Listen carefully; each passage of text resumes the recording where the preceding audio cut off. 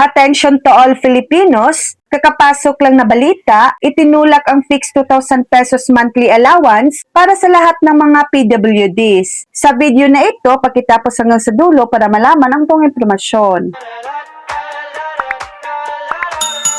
Sa Manila, Philippines, nanawagan ng suporta ang isang mambabatas kaugnay sa panukalang humingi ng 2,000 monthly allowance para sa lahat ng person with disabilities or PWDs, anuman ang kanilang status sa trabaho bilang paggunita sa International Day of People with Disability. Sa isang pahayag noong Biyernes, sinabi ni Quezon City Rep. Patrick Michael Vargas na inihain niya ang House Bill No. 3770 o ang Panukalang Disability Support Allowance for Person with Disabilities Act na nagtutulak ng mas malakas na suporta sa mga PWD upang ang long-standing socio-economic barriers ay matugunan. Ang House Bill No. 3770, kung maisa sa batas, ay nagtatag ng Disability Support Allowance Program, isang pangkalahatang 2,000 pesos buwanang tulong na i-index sa inflation upang mapanatili ang epekto nito sa mga pamantayan ng pamumuhay at partisipasyon